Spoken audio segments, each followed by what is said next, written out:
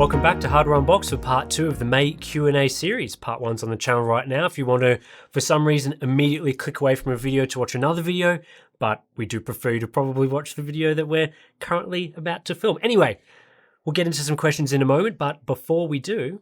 Today's sponsor spot is brought to you by Thermal Grizzly and their CryoSheet graphene thermal pads, which are an excellent alternative to thermal pastes. They offer very high thermal conductivity with no liquid components, so they can't dry out and therefore don't degrade over time like pastes and even liquid metals.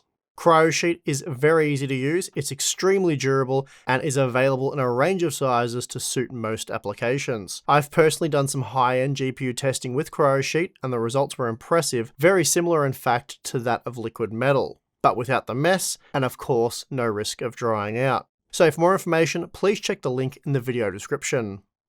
Alright, the 5800X3D, the CPU that must be included in all content, regardless of how relevant it may or may not be. Well, we're including it in this content, so we've ticked that box. We have ticked that box. We'll probably have to throw some benchmark results up on screen just to tick the boxes, properly. But yeah, the question is, has the 5800X3D, the CPU I have to mention, has it aged better than the rest of the Zen 3 CPUs if they were tested today in modern titles? Well, I actually did a video very recently doing exactly that. Maybe that's why you're asking the question, because that video only looked at modern tiles but didn't cross-reference that with day one data to see if it had aged better. Yep. So maybe that's why you're asking the question, because it's been like 3.5 years now since those CPUs were first introduced, or at least the initial Zen 3 CPUs. So in the updated testing just like a few weeks ago, in the modern titles, it was 27% faster on average at 1080p with an RTX 4090 than the 5800X, so the non-3D V-cache model. And in the day one review, it was 25% faster, so they're the same. Much of a muchness. And then, like, I've made a note here, the 5950X, it was 22% faster than that particular 16-core model in the modern titles, and then it was 19% faster for the day one reviews. So different games, basically the same. We're talking about a 3% variance there for different games, different GPUs used for testing and stuff like that. So I'd say, no, it hasn't aged better. It's aged... they've aged the same. Yep. And I'd probably expect that... I'd expect that to be the case between the 5800X and the 5800X 3D pretty much indefinitely. And then as for the 16-core models... I don't know. I think eventually at some point in time, they'll probably, possibly, maybe be better than the 5800X 3D as games become much more CPU demanding and overwhelm the 3D V-cache CPU. Maybe. But it's hard to say because it's very complicated. So the 3D V-cache it's an efficiency buff. So it makes those cores much more powerful, much more efficient. So you're not comparing 8 cores to 16 cores. If that makes sense. That's why I always say, comparing CPUs for gaming performance based on core count is kind of silly. It's really about, the performance you're seeing them deliver, their overall performance. So, yeah, we could revisit this in another 3 years and find the performance trends are pretty much the same, which would be a really good argument for cores being kind of dumb for measuring gaming performance. Yep. Alrighty, why are B650 boards, or AM5 in general, still so expensive? I see this question a lot, people saying, you guys like AM5 for platform longevity or Zen 4's performance or whatever it may be, but the platform's just too expensive and you guys don't talk about that enough, which is pretty much all we talked about when it first arrived. But the reason why we don't talk about it much anymore is because it's actually not a thing. So, yeah, I mean, B650 boards, good ones start at $120 US if you're used to your $60 crapper boards, which, let's be real here, there's never really been good sub-$100 boards. They've generally kind of sucked. They haven't supported high-end CPUs that well. They've had weak VRMs, limited feature sets, all that sort of stuff. So I don't think it's changed that much in that regard.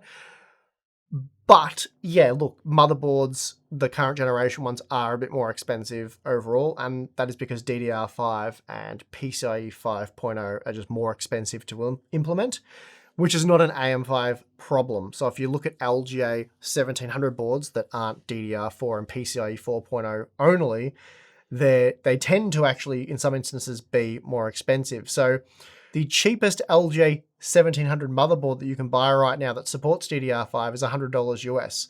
So that's the cheapest one you can get. Whereas the cheapest LGA 1700 board that supports DDR5 plus PCIe 5.0, that's $115. So that's not that dissimilar to the sort of, well, you get cheaper AM5 boards that support DDR5 as low as $80. I think it's probably like an A series board. It's probably terrible. We almost certainly would recommend you don't buy that. But again, good B650 boards can be had for around $120. So you're looking at $115 for Intel, $120 for AMD. They're much of a muchness. Both boards support DDR5 memory. So again, that's the problem. Yes. And inflation a little bit as well. Obviously, sure, that's, if you're talking about an AM4 board back in like the B450 days, that same board would, for the exact same product, likely be a little more expensive now than it was back then. Sure. And I mean, people are probably comparing this to B550, which, there's some decent B550 boards, but even those, you're probably looking at around $100. It's a $20 difference. So it doesn't make, again, the difference there is the DDR5 and the PCIe 5.0. That's really it. I'm not sure what to tell you. And then if you go to really cheap AM4 boards that exist under $100, which also AM5 boards exist under $100, they suck. Like, they exist and you can buy them and there's probably more of them for AM4, but they pretty much all suck. So in April Q&A, you talked about the lifetime of AM5 and that you would be disappointed if Zen 6 didn't come to AM5. Mm-hmm. What if, by the time Zen 6 is ready, DDR6 is widely available? Surely DDR6 would need a new platform. Yeah, and I think what we talked about in that Q&A episode was really that would be the only legit justification to do a platform change. If they can sort of say, well, DDR6 is kind of a thing now, so by the time they get Zen 6 ready, we need to move to a new platform. I think most people would sort of go, okay, so AM5 was a bit of a disappointment, but fair enough, they're trying to push the boundaries in terms of memory configurations and stuff. So yeah, I don't find that acceptable at all, to be perfectly honest. I think they either do the best they can with DDR5 or they have a dual memory controller.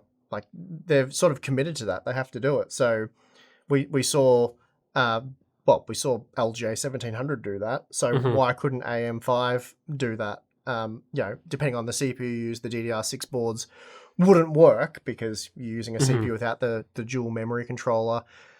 But again, from day one, they said a reason to buy into Zen 4, the AM5 platform, is platform longevity. That can't mean 2 generations.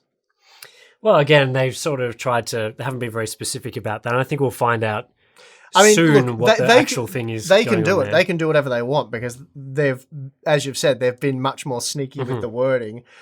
But if they go and do that, I mean, the amount of AM5 owners that are going to be rightfully peed off. I think they'll be less annoyed than if they did a new socket with the same memory configuration. Sure. I think if there was something you could point to and be like, okay, DDR6 is much faster, which usually it isn't at launch, so that would be one reason why you probably wouldn't want to switch over to DDR6 right away, is that even when you were testing, what was it, 12th gen? Yeah, Zen 4 could have been DDR4. But if you're going to a new platform that's offering broad compatibility, platform longevity, then it does make sense to hop on early to that because then the future CPUs can use it.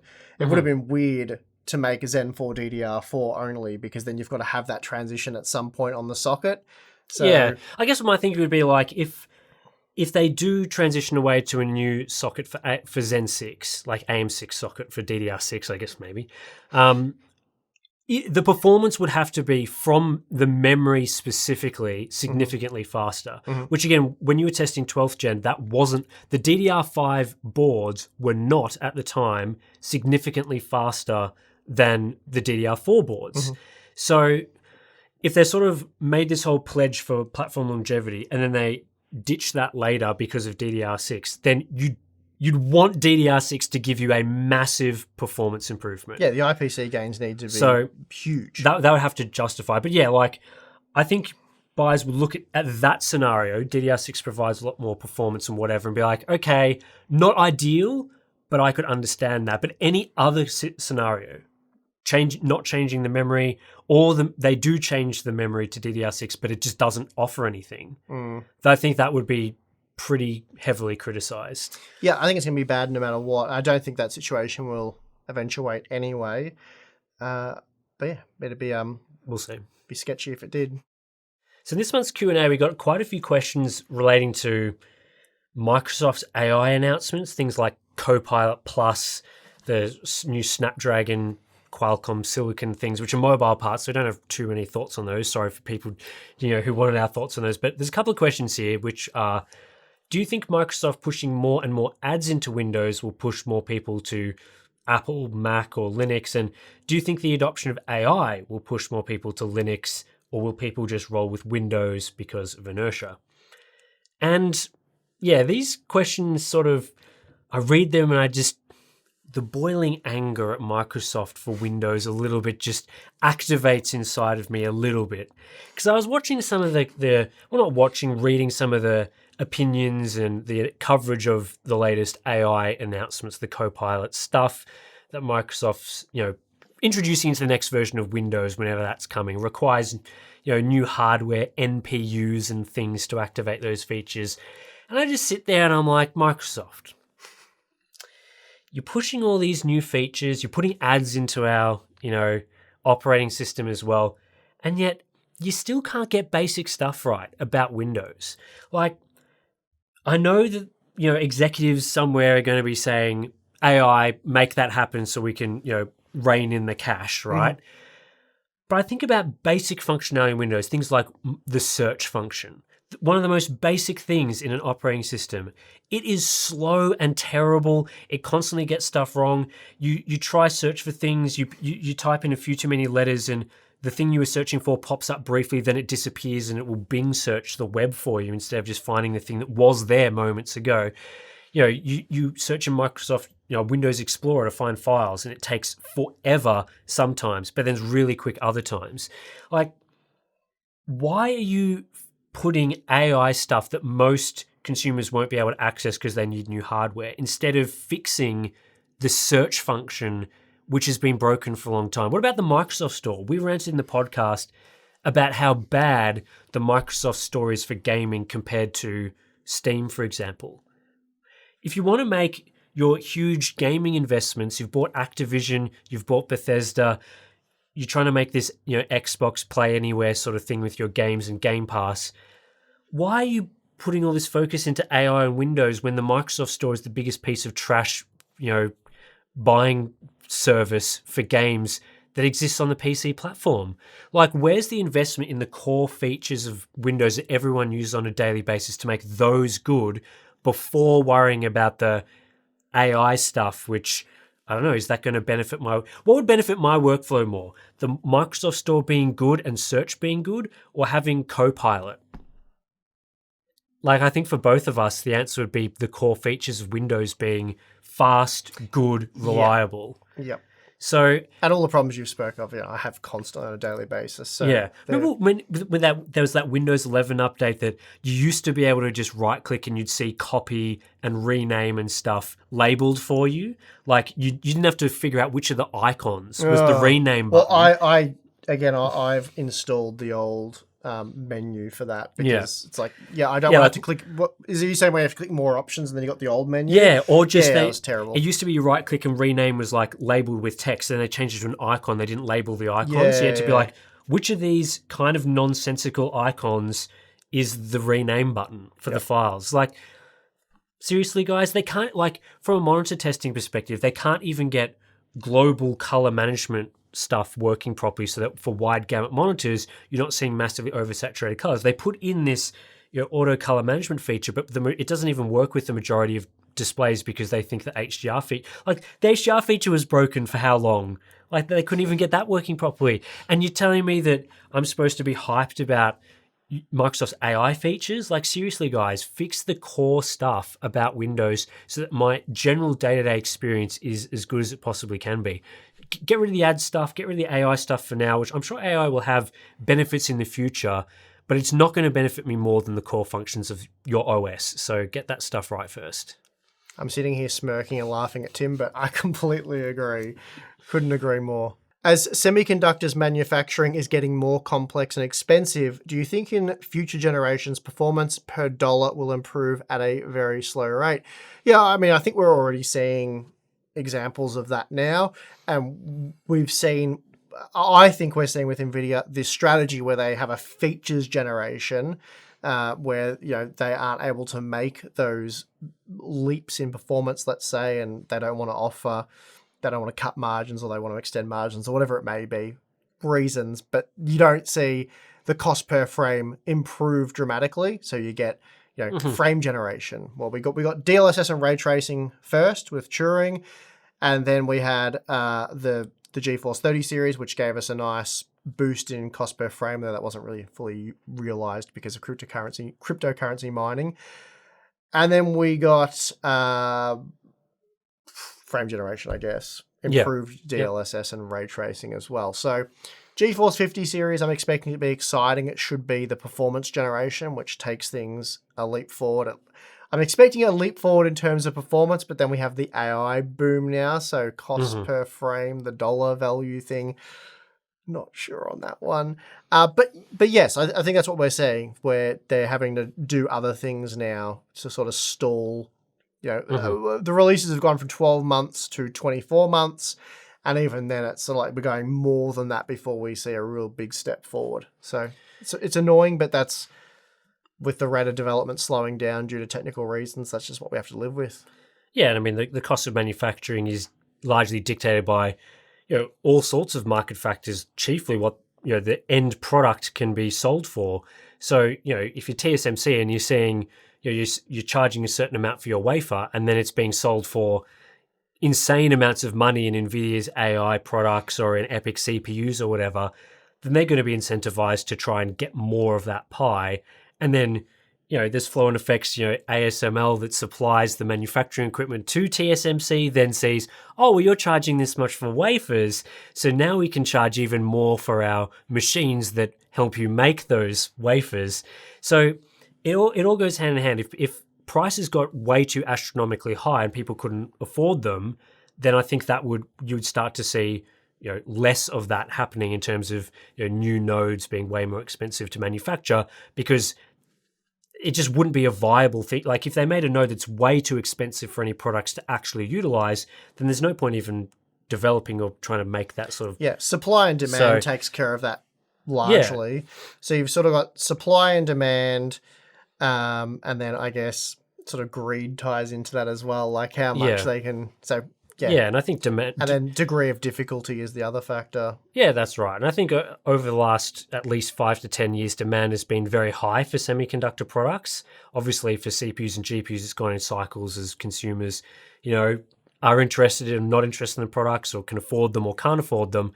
But I mean, a lot of manufacturing is used for servers where demand has been very high. So yeah, we'll just have to see how that goes. We have to hope that there is still room for consumer products as servers drive up the price of these things. And there's going to just have to be more innovation when it comes to, finding clever tricks and things to not make dies larger. And yeah, we'll just see where things go, because consumers aren't just going to suddenly be accepting of, and they haven't been accepted, because we've seen what's happened when GPU prices have gone crazy. There's a limit to how much people are willing to pay, and the products are going to then be designed around those sorts of limits. Mm-hmm. All right, Tim, upscaling question here for you. And I think it's I see a hypothetical thrown in there a few times, so you love those as well. Nearly as much as rumors, I think. I'm not sure. What do you like more, hypothetical situations or rumors? Oh, both. Equally? So good. You love them equally? Them. Okay, good. If FSR 3.1's visual fidelity and performance was hypothetically on par with DLSS, and all current games that support FSR were hypothetically updated to include FSR 3.1, what kind of price percentage difference do you think is ideal between NVIDIA and AMD GPUs? So, I mean, we're imagining performance is much the same. Yeah. NVIDIA is a bit more power efficient. Depending on the matchup, can be a fair bit more power efficient, but there's no deal breakers there. So it's ray tracing's the big difference, right? Yeah, I guess it's kind of like how much of that percentage that we usually ascribe to how much cheaper an AMD GPU needs to be. How much of that is because of DLSS and how much of it is all the other stuff. So I think DLSS is probably the biggest selling point, the biggest reason that Radeon GPUs need to be cheaper, and why probably they're just not selling that well and also not super competitive at the moment. So yeah, in a hypothetical scenario where the upscaling technologies were equal and sort of widely supported across all games, then that gap would shrink. It wouldn't be 10, 15, 20%. It'd be some lower value. I don't think it would be equal though. Again, you've brought up ray tracing performance as one reason why NVIDIA GPUs could still charge a premium. So that's obviously going to need to be something sorted at the hardware level at some point for them to, actually have they clearly AMD executives want their Radeon GPUs to be at price parity to GeForce GPUs because they try as hard as possible to make that happen. So yeah, they're going to need to solve those sort of things. But I think DLSS upscaling is one of the key features, and people love to bring up all the other features that come along with GeForce GPUs, whether that's video encoding or your RTX voice and some of the RTX HDR, those sort of features. But when we consistently poll the audience about whether you actually use those features, it's much more of a minority compared to things like upscaling. Upscaling is widely used. Video encoding, people love to talk about it. If you're streaming, get a GeForce GPU. If you're encoding videos, get a GeForce GPU. But then you do polls and like 90% of people never use that feature or rarely use that feature to a level where the quality differences actually make a significant difference. So yeah, I think at the moment, if they were able to, this hypothetical scenario that's very unlikely to happen, but if they were able to close that gap, I don't know whether 5 or 10% would be the sort of ballpark. Again, it would depend on the tier of GPU, because as we've talked about, some features matter more at different tiers than others. Ray tracing is going to be more important for high-end cards than at lower tier cards where it really can't do any feasible sort of ray tracing. So yeah, somewhere around there. But obviously this has been a big issue that we've talked about for many years now, has been AMD's upscaling lagging behind in quality. Not so much performance. I think the performance is perfectly adequate, but visual quality, they just haven't been able to get that to the level it needs to be. So I don't know whether FSR 3.1 will fix that, but it seems to be, certainly a work in progress for them. Yeah, so I guess if the upscaling quality, let's just say it was the same or so similar, it became a moot point. Then you've got the ray tracing, which again, if you want to use ray tracing, fine, but I don't think it's a tough one to say how much that should make them cheaper, because I think for a lot of people it's not going to be that important. Again, it depends heavily on the performance tier, because ray tracing, let's just be honest, guys, ray tracing on RTX 4060 sucks. Like, it need really not support it. It's bad, right? Yeah. I think most of us can agree on that. So that is not a big pro for that particular product.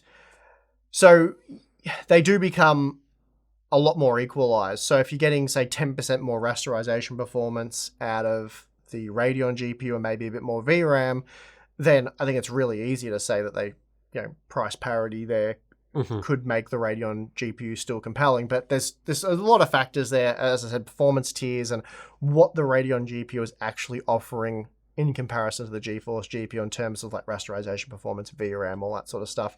Because once you start getting well over 12 gigabytes of VRAM, I think for anyone buying a GPU right now, the VRAM thing becomes less of a talking point. Like, if you've got 16 gigabytes of VRAM, then I don't think for the foreseeable that is going to be ample. Would you agree? Yeah. It's not. Yeah.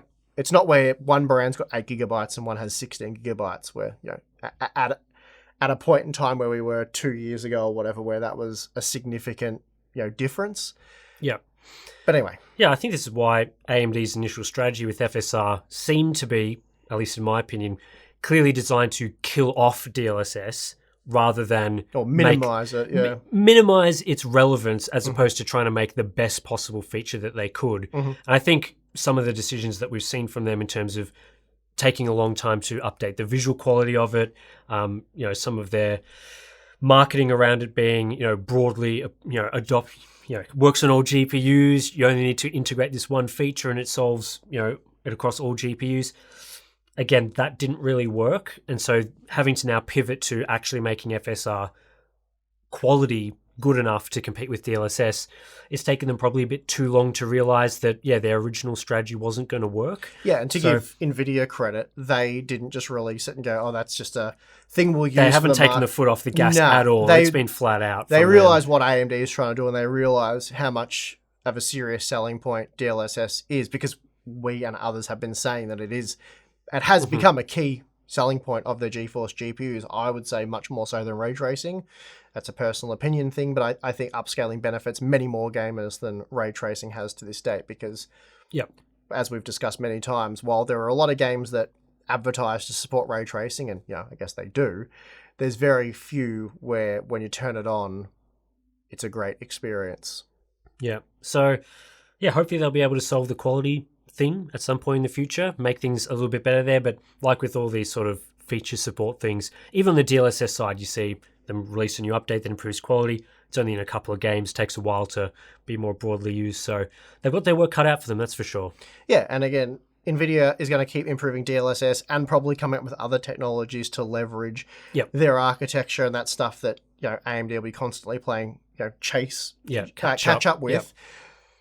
So again, really, they've just got to, rather than do that, I mean, they can still play the catch-up game, but to make their GPUs compelling and exciting in the meantime, they just have to go back to competitive pricing if they want Radeon to succeed. Again, it's like sort of above our pay grade, but I think the current strategy that they've been trying for a while now, it doesn't work. Well, I mean, you can see from their financial results from their gaming division that it hasn't worked. But are they going to change? Like, we've been saying this for how long? We've been saying what this strategy they're doing just doesn't work. Again, above our pay grade, there's things that are beyond our area of expertise and things that may be beyond us that we don't understand with how the company works and their strategies. So who are we to tell them how to go about things? I guess so, but we're very focused on the end result of things. Like, I'm just sitting back, and I'm not trying to say we are strategic experts in how the Radeon Technologies Group should proceed, but we've analyzed it to how we understand over the years, and we've said, to the best of our knowledge, the way we've analyzed and understand it, we don't think this strategy works, and we don't think it's a good strategy for the company. And so far, that appears to be the case. Yeah, I don't think I think if you asked just a general PC enthusiast what they thought of how the Radeon division is run, I think you'd find very few people saying that it's well run. And certainly my opinion would be that it's not been particularly well run from some of these strategic decisions for a while now. So you can see the results. Like, we can sit here and say we don't really know how the companies, what they're thinking internally, because we don't know. That's true. But you can see from the results of things like how much money they're reporting in their financial reports is not great for the gaming division.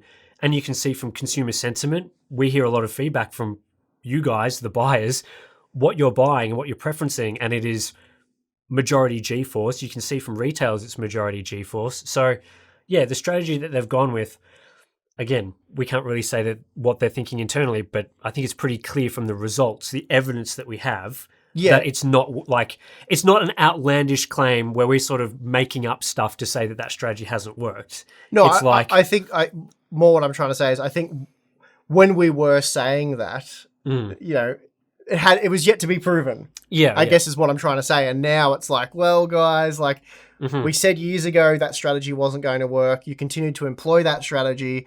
It's now pretty evident that it doesn't work. So are we doing this again? Are we expecting different results? Or are you going to acknowledge that that's not how you're going to go about capturing the gaming market? And again, it's a bit baffling because we've talked about it with Horizon, and you copped a lot of flack back in the day when you said, I think it was Zen 2 or something, you said, look, the 6-core CPU is not going to be $100. It won't be that cheap, but it will be cheaper because AMD knows where they have to position their CPUs in the market to be competitive with Intel and sell them. They didn't give you the Ryzen 7 1700 at, I can't even remember what it was now. It was very cheap.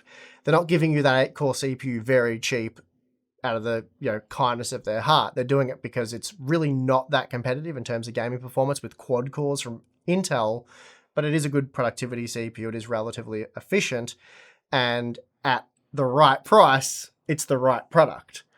And they proved that multiple times, and now Zen 4 is nowhere near as competitively priced as previous generation CPUs because it's super competitive in terms of performance. But that's how these things go. So they've acknowledged it and done that strategy with CPUs, but they're kind of like la la la. Our GPUs are just as good as Nvidia's, so pay just as much. And it's like, Yeah, they're not though. So anyway. All right, Tim, how long do you think it'll be before the average gamer cares about NPUs on CPUs? Will they ever make a difference for gamers considering how much more powerful GPUs are for AI tasks? So, yeah, that's a very good, obvious point. Yeah, I mean, I think what companies have announced so far kind of gives you a pretty good indication of how useful NPUs are for gaming, at least the current form. There's so much hype around AI. They're trying to sell AI for every possible use case you could think of. AMD's not, though.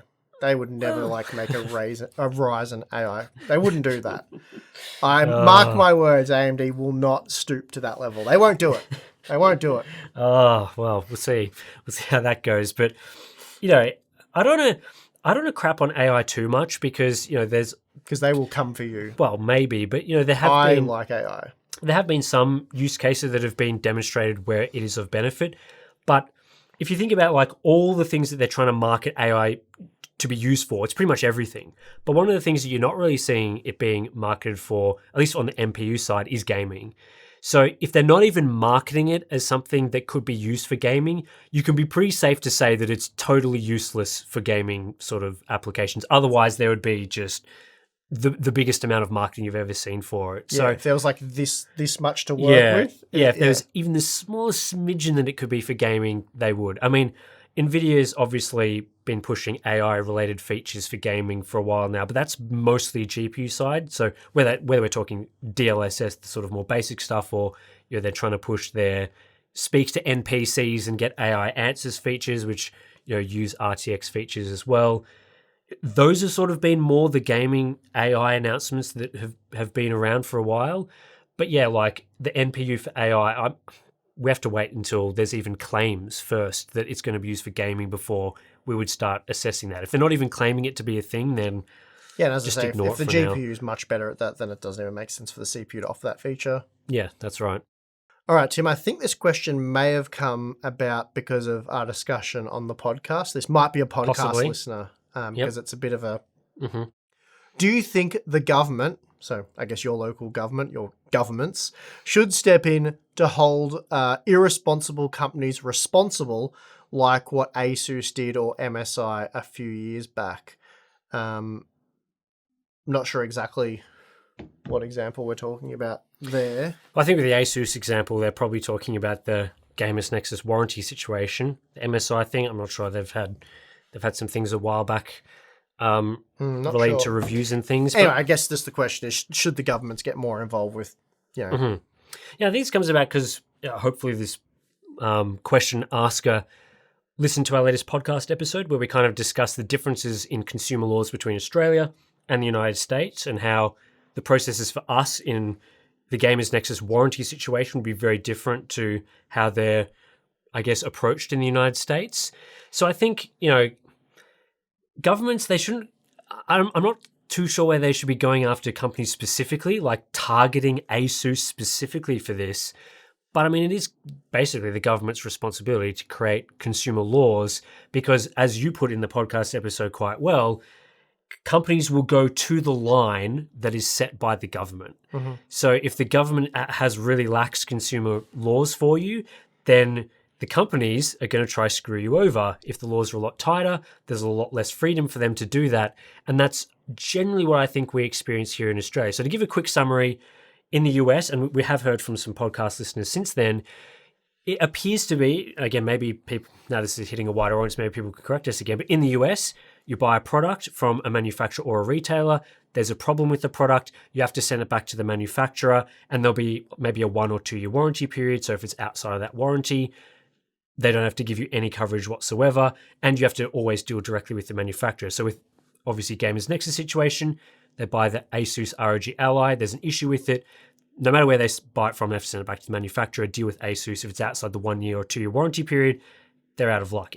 At least that seems to be the typical That way. seems to be what people are telling us from the US, what their experience is like. For us in Australia, it would depend on several factors. For example, if we bought it from a retailer like PC Case Gear, JB Hi-Fi is one of our other main electronics retailers, we would, if the product had an issue, we would send it back to the retailer, not the manufacturer. So the retailer would then have to deal with ASUS on the warranty side, and we can deal with the retailer, which generally is, again, depends on the retailer, but is more likely to give you a better experience, I would think, than dealing directly with the manufacturer.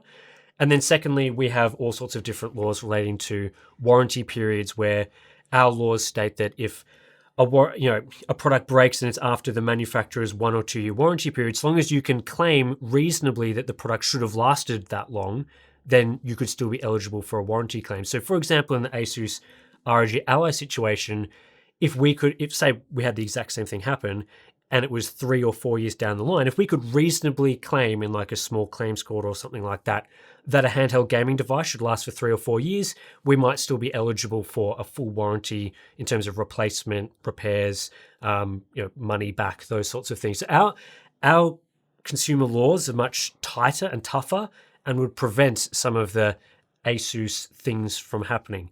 With that said, people still have to fight for these things in Australia. It's not like the laws that we have here just fix everything. A lot of people do still have to bring up the laws, fight companies, fight retailers to get their rights, as they would in any country. But we are a little bit more protected than what we hear from the United States. So, yeah, I feel like that's kind of the government's responsibility in some ways, is to create those laws. And as you said, companies are going to go right up to that line. If they're telling you that they can offer 1 year warranties and beyond that they can screw you over, companies will 100% do that. Sadly, yes. So as I said in that podcast episode, please do check your consumer rights in your region and country. Be very familiar with them so you can use them as ammunition against companies when they do try and screw you over. In warranty claims, it's very important to know what they are so that you're in the best position to do those sorts of fights. So yeah. All right, we'll hit pause there for part 2 of the Q&A series for May.